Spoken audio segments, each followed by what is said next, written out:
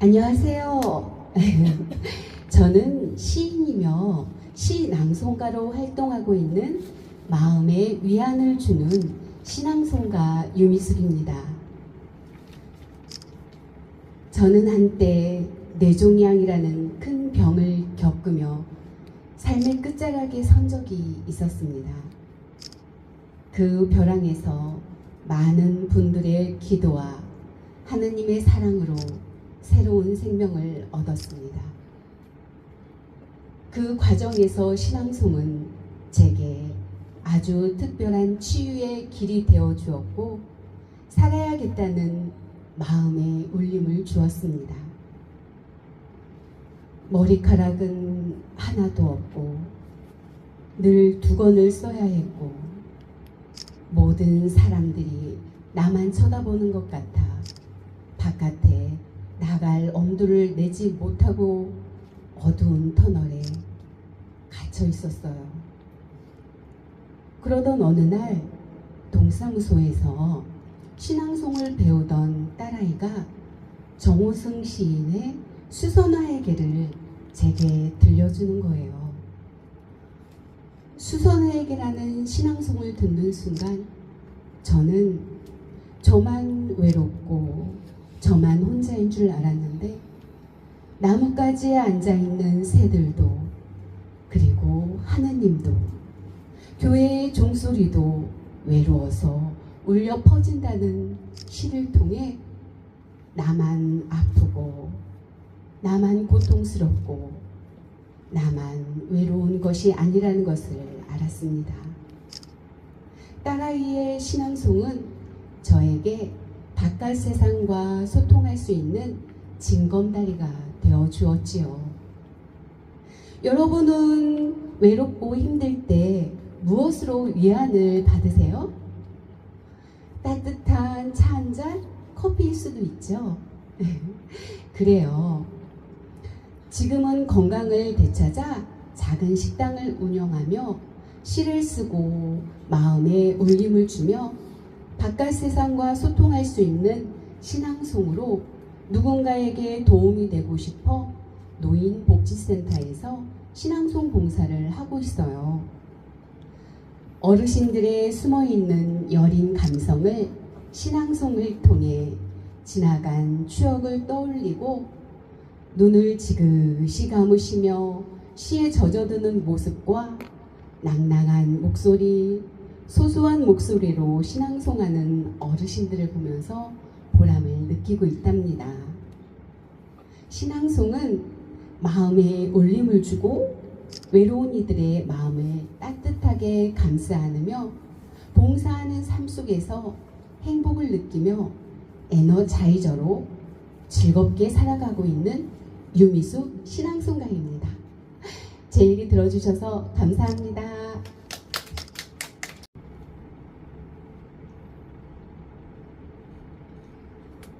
안녕하세요. 저는 강은혜입니다. 여러분들에게 어머니는 어떤 분이셨나요? 저는 어머니가 돌아가셨을 때 저는 어머니라는 세 단어만 떠올리면 목젖이 떨리고 말문을 잇지 못하던 때가 있었습니다. 마치 바닷가에서 빈 소라 껍질이 뒹굴었던 것처럼 제 안에 있는 뭔가가 빠져나간 것을 알았습니다. 그것이 바로 제 생명력이었고 존재의 근원이었습니다. 제가 능력이 있어서 제가 힘이 있어서 그렇게 살아왔던 게 아니라 제 삶은 저희 어머니의 헌신적인 사랑으로 제가 그동안 지탱되었다는 사실을 알게 되었습니다. 그래서 오늘 저는 김소엽 시인의 어머니를 그리며라는 너무나 지고지순한 어머니의 사랑을 잘 나타낸 시를 여러분과 같이 나눠보고자 합니다. 시인은 놀라운 고백으로 우리를 이끕니다. 어느 날 내가 입은 옷소매 밖으로 어머니의 손이 나와 있었다. 어느 날부터인가 거울 속에 비춰진 내 모습 속에는 나 대신 어머니가 거기 계셨다. 쭈글쭈글한 어머니의 손 같은 그 손이 바쁜 일상 속에서 우리가 잊고 살았던 우리 소중한 존재의 사랑의 흔적이었습니다. 우리는 세월 속에서 어머니를 닮아갑니다. 단순히 외적인 닮음이 아니라 우리 속에 살아 숨쉬는 그분의 지혜와 사랑 그리고 희생의 흔적들이 우리 삶의 흔적들이 삶의 거울 속에 고스란히 비치고 있다는 사실입니다. 우리의 삶은 어머니가 걸어온 삶의 연장선이었음을 깨닫게 됩니다. 그리고 세월은 거울 속으로 빠르게 지나고 있다. 그렇게 시인은 마무리합니다. 시간은 손살같이 흘러가지만 그 속에서 피어난 사랑은 결코 사라지지 않습니다. 어머니의 손이 옷소매 끝에 그리고 거울 속 내 모습 속에 살아있다는 것은 어머니의 사랑이 우리의 영혼 속에 고스란히 살아있다는 증거이기도 합니다. 우리의 삶은 마치 테피스트리 같이 한 올 한 올 어머니의 사랑과 나의 존재가 얽혀져 있습니다. 우리가 오늘 이 시를 통해서 잊고 있었던 어머니라는 존재를 떠올리고 다시 한번 되새겨보는 귀한 시간이 되시기를 바랍니다. 감사합니다.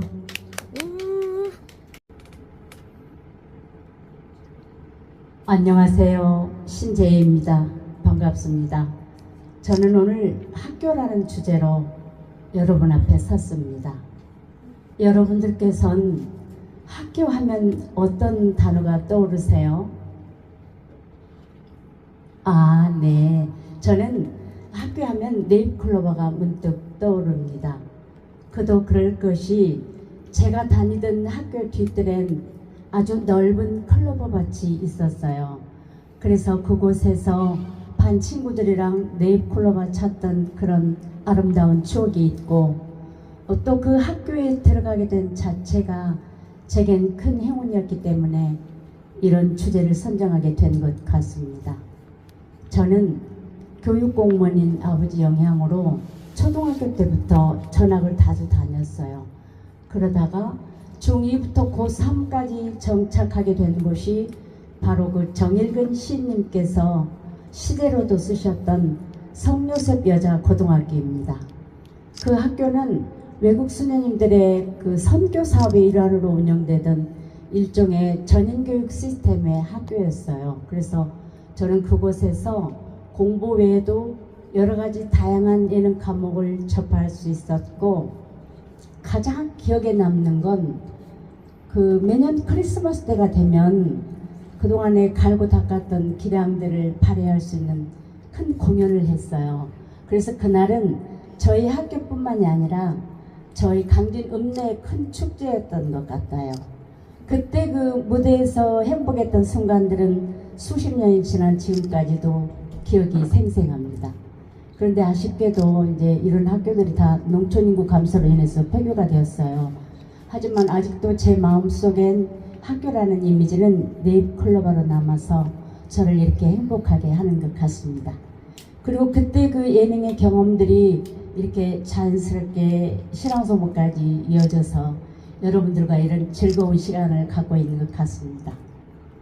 학교라는 곳이 교사에게 뭔가를 열심히 지속적으로 배우는 곳이라는 관점에서 보면 우리 신앙성반도 일종의 작은 규모의 학교가 아닐까 하는 생각이 들었어요. 그래서 여러분들 마음속에도 우리 지금 신앙성반이 행운의 마스코트인 네잎클로버로 간직되시길 바라면서 끝을 맺으려 합니다.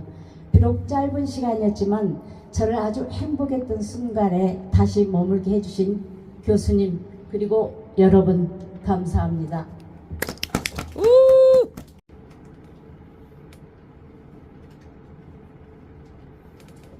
안녕하세요. 반갑습니다. 유수덕입니다. 신앙송은 소리 예술이다. 신앙송은 저에게 구세주였습니다. 코로나로 취미생활도 외출도 자유롭지 못할 때, 답답하고 지루할 때 우연히 신앙송을 알았습니다. 신앙송을 하면서 다시 배우는 자세로 돌아가니 의욕도 생기고 생활도 활기찼습니다. 시를 읽고 암송을 하고 낭송을 하며 마음의 안정도 심리적 정서적으로 큰 위안이 되었습니다. 시를 상상하며 이해하니 묻어두었던 감정도 풍부해지고 표현에 자신감도 생겼습니다. 마음의 상처도 보듬어 주었습니다. 저에게는 놀라운 변화였습니다. 신앙송은 저에게 용기를 주는 친구, 기대고 싶은 동반자입니다.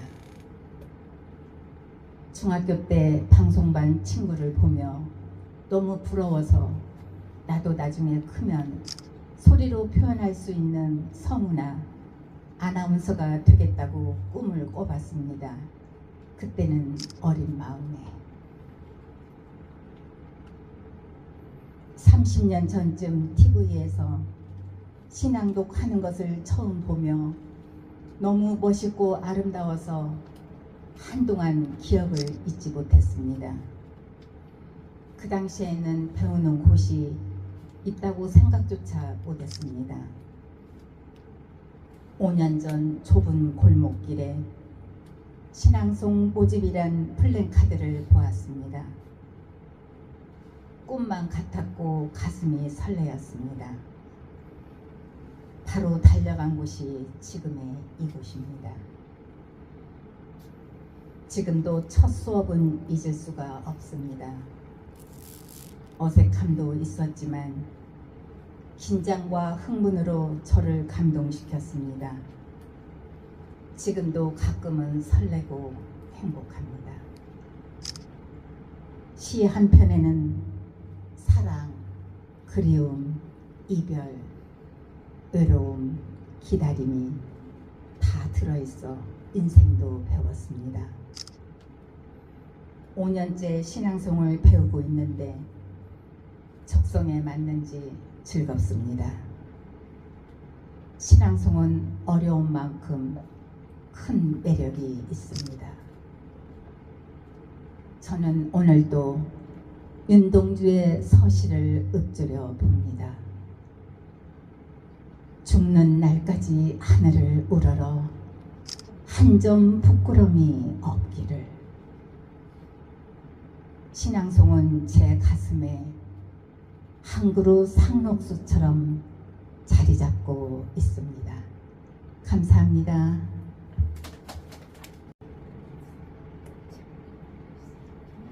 안녕하세요. 장정자입니다. 저는 5년 전 작고하신 저희 시어머님에 대해서 이야기 드리려고 합니다. 시어머니 하면 모두 아하 그 고부 갈등 그렇게 생각하실 겁니다. 어머님은 한학을 중시하시는 집안에 12남매 중 11번째로 태어나 전통을 고수하는 종갓집 종부가 되었습니다. 시댁에는 시어른 2분, 8분의 시누이, 그리고 막내로 양자가 되신 고집불통 남편, 그리고 그 종부집의 기재사는 연 14벌이 넘고 그 많은 일을 담당하시다 보니까 하루라도 기 펴지 못하고 참고 또 참는 종부의 생활이었을 것입니다. 저와의 인연은 50년 전의 일입니다. 친정에서는 종갓집이라고 염려를 많이 했지만 저는 그때만 해도 종부라는 것이 큰 위치라고 생각을 했습니다. 아버님은 70 초반에 세상을 떠나시고 그때부터 어머님과 저희들은 같이 살게 되었습니다. 그래서 당연히 종부가 하던 일을 저희 몫이 되어버렸습니다. 어머님은 종부가 되는 일을 저희가 해도 되는데 일일이 간섭하시어 그때부터 작은 갈등이 생기기 시작했습니다. 특히 집안에서 있었던 모든 일이 걸러지지 않고 친척, 친지에게 그대로 도출이 되어서 오해도 하고 불화가 생기기를 한두 번이 아니었습니다. 그래서 그 갈등의 응어리가 지금도 제 가슴에 남아있는 것 같습니다. 어머님은 저와 인연이 된 지 45년 후에 97세로 세상을 떠났습니다. 임종전 무엇을 말하고 싶어하는 그 눈빛과 얼굴이 지금도 가슴에 어리고 가슴 아픕니다. 지금 한 가지 질문을 드리고 싶습니다. 여러분은 다른 사람에게 무엇인지를 많이 해주었는데 다른 사람은 왜 나에게 섭섭하다 했을까? 혹시 생각하는 점이 있으십니까? 네. 말씀을 하시겠습니까? 아니요. 갑자기 질문을 하기 때문에 생각을 못 하셨을 것 같아서 저 생각을 말씀드리려고 합니다. 저는 진심으로 남에게 잘하지 않아서 그런 일이 벌어지지 않을까 이렇게 생각을 해봤습니다. 저도 이제는 시어머니가 되었습니다. 그 갈등이 있을 때 어머니에게 진심으로 대하고 또 너그러운 마음과 이해심이 있었으면 하는 후회가 지금 들고 있습니다. 현실에서는 만날 수 없지만 어느 날 먼 곳에서 어머니를 만나면 그때의 이야기를 얘기하고 어머니에게 용서받고 싶은 마음입니다. 저희 이야기 들어주셔서 감사합니다.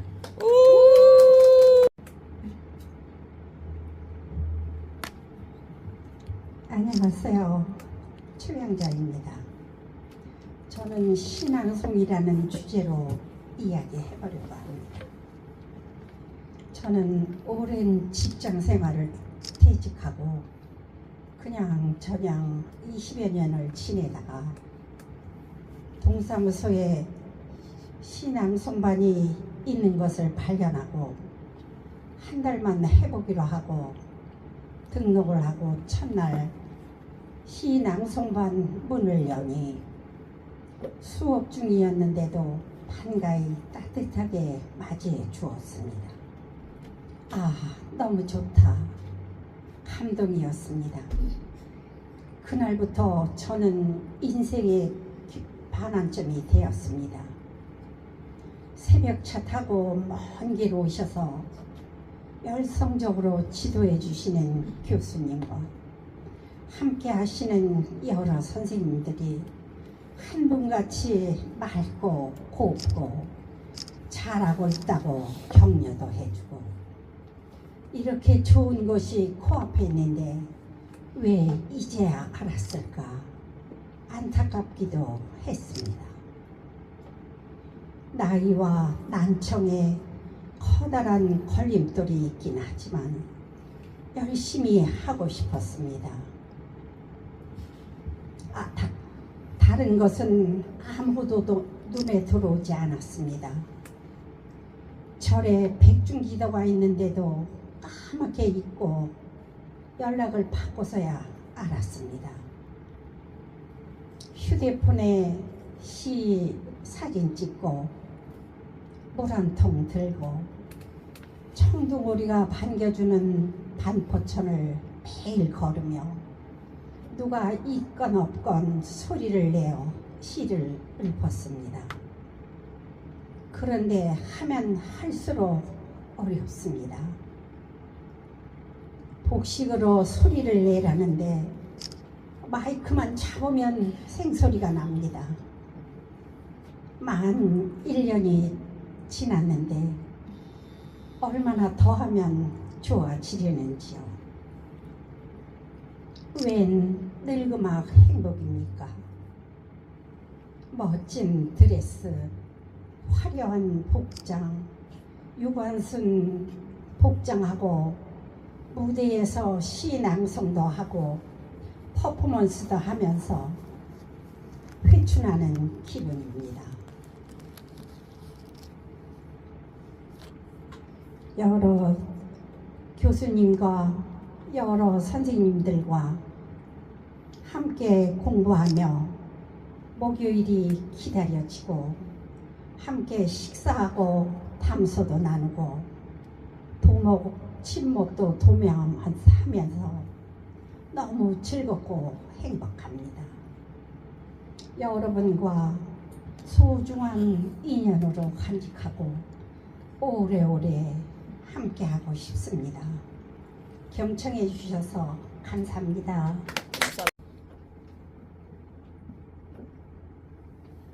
안녕하십니까. 조문숙입니다. 오늘 저는 기다림과 믿음에 대한 이야기를 저희 아들의 성장 과정을 통한 것으로 여러분과 말씀을 나누고 싶습니다. 저희 아들은 고등학교 2학년 어느 날 엄마 난 대학에 가고 싶지 않아요. 4년이란 시간이 대학에서 보내긴 너무 아까운 것 같아요. 제가 정말 하고 싶은 거를 해보고 싶어요. 저는 굉장히 당황했습니다. 이것을 어떻게 하면 될까? 많은 고민을 하게 됐습니다. 저희 아들은 시험 기간인데도 불구하고 자기의 계획대로, 자기의 리듬대로 오늘 1시간 공부를 하겠다면 정확히 1시간 공부하고 그 나머지 시간에는 본인이 하고 싶은 노래방 가서 노래 3곡 부르기, 운동장에서 축구하기, 종종 영화 보기, 그 다음에 세계 뉴스 탐방하는 거, 이러면서 자기 리듬대로 열심히 삶을 살기 위해서 노력을 했던 것 같습니다. 그렇지만 저는 굉장히 답답하고 지금 공부할 시기에 공부에 조금 더 집중했으면 어떻겠냐고 권장하기도 했죠. 그때 저희 아들은 엄마 나 지금 충분히 열심히 잘하고 있어요. 이걸로 저는 충분해요 라고 말하곤 했습니다.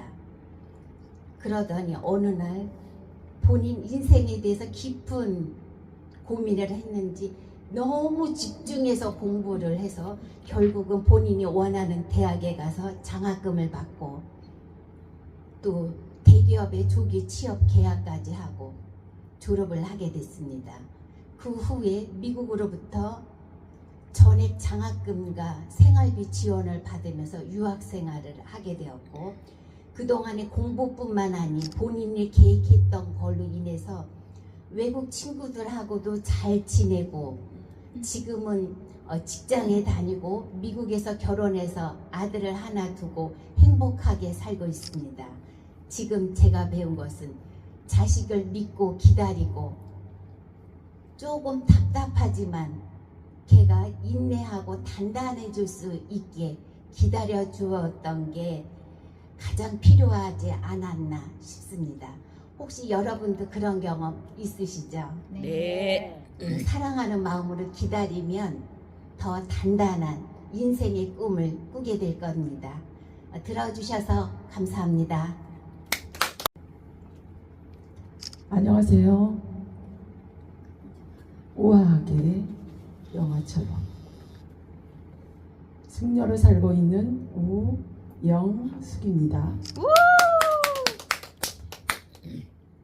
오늘 이렇게 꿈과 열정을 가지고 계신 여러분들과 함께해서 매우 기쁩니다. 오늘은 우리 어머니에 대해서 이야기를 해보려고 합니다. 다들 어머니 살아계신가요? 아니요, 돌아가셨어요. 조건 없는 사랑을 가지신 분이 어머니십니다.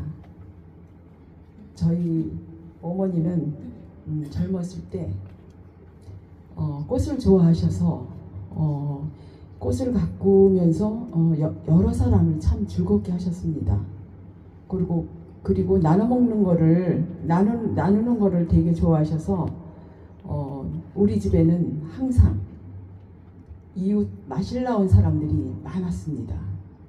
그래서 바로 울타리에서 애호박을 따서 빈대떡도 붙이고 고구마, 감자, 옥수수 이런 걸 쪄서 여러 사람께 함께 나눠 먹으면서 호호 하하 담을 넘었습니다.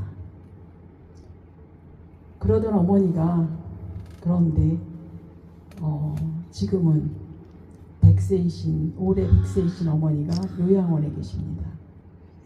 어머니는 7남매를 주름으로 키우셨는데 자식들은 어머니를 요양원에 모셨습니다. 미안하고 죄송스럽고 죄스러울 뿐입니다. 그런 저희 어머니가 좋아하시는 이야기가 있습니다. 젊었을 때 시집 왔을 때 일을 기억하십니다. 그때 제일 본인이 우리 엄마가 제일 예뻤고 동네 그 근처의 사람들도 엄마가 제일 예뻤다며 소녀같이 환한 미소를 지으며 그 시집 왔을 때를 기억하고 계십니다. 그때가 엄마가 제일 행복해 보일 때입니다. 그런데 우울하시면 어린애가 되어서 엄마, 외할머니를 찾고 엉엉 우십니다.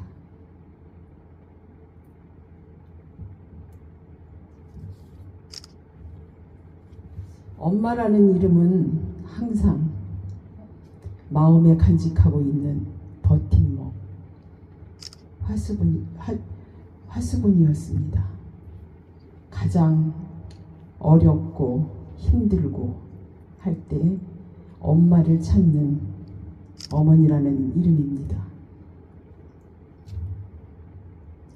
지금은 할 수 있는 게 요양원에 가서 꼭 안아드리는 일밖에 없습니다. 그래도 따뜻한 품을 느낄 수 있게 살아계셔서 정말 감사하고 감사할 뿐입니다. 되돌아보면 어머니가 행복하게 웃으실 때가 가장 행복했습니다. 부모님이 살아계실 때 많이 웃음을 드리고 많이 이야기를 들어주시고 이런 것이 효도가 아닌가 생각합니다. 잘 들어주셔서 감사합니다.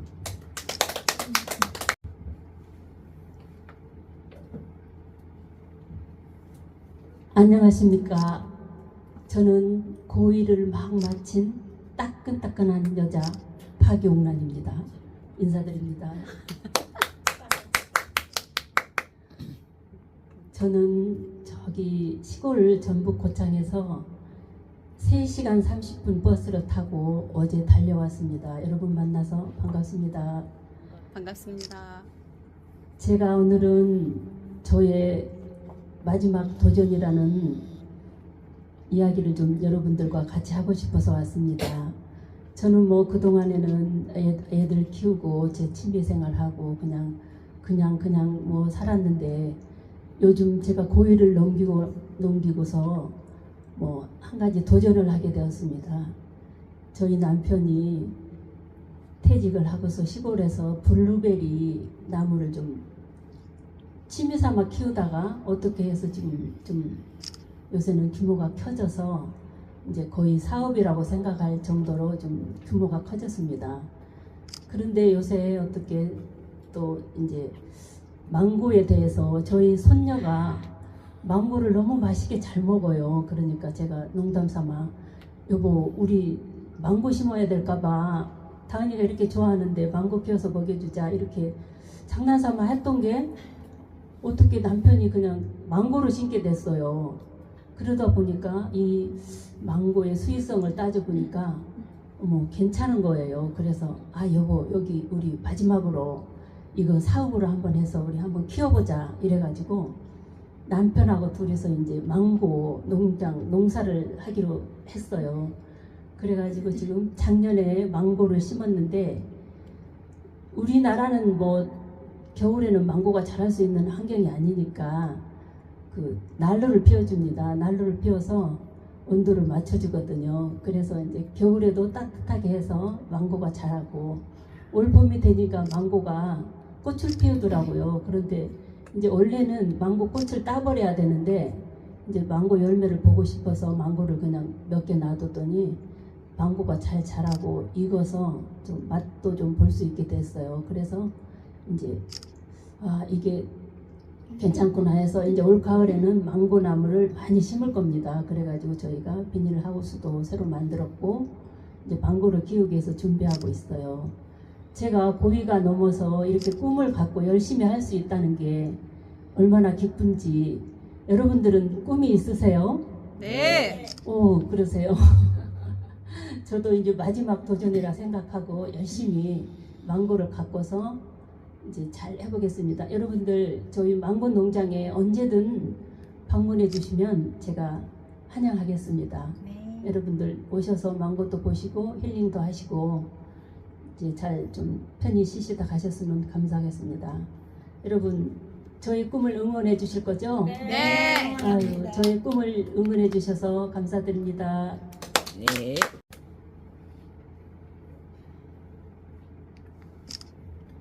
안녕하세요. 저는 선교사이면서 신앙송을 하는 고영복입니다.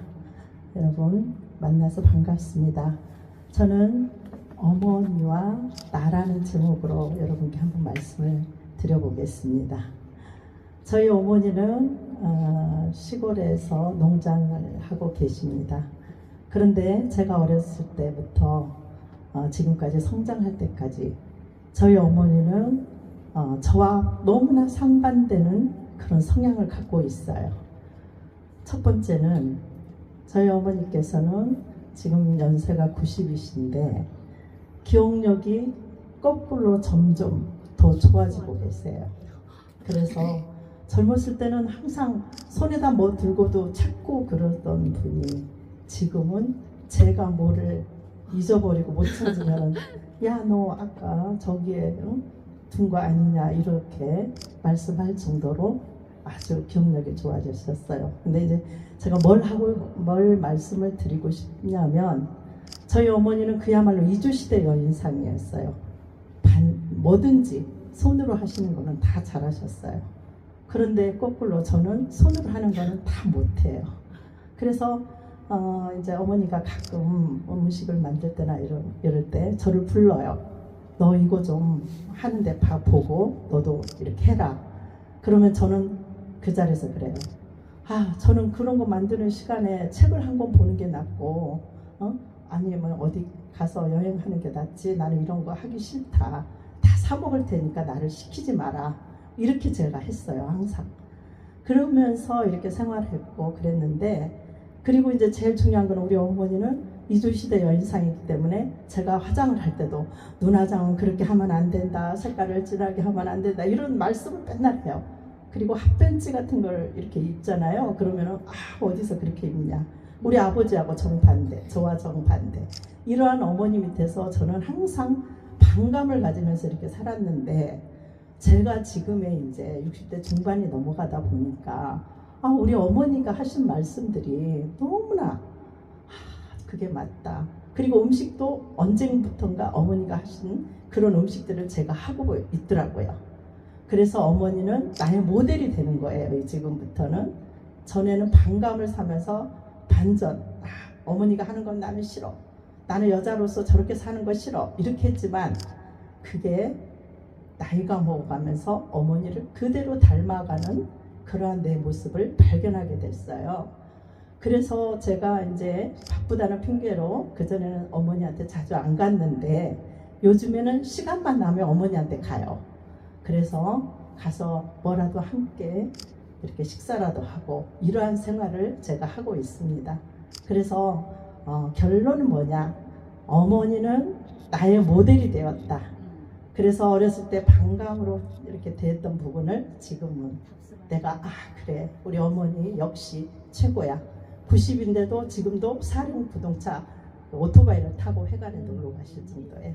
그래서 저도 건강하게 이렇게 나이 들어서 곱게 늙어가는 우리 어머니 같이 되겠다 하는 마음으로 항상 생각을 하고 있습니다. 그래서 저와 어머니라는 제목으로 여러분께 말씀을 드렸습니다. 들어주셔서 감사합니다.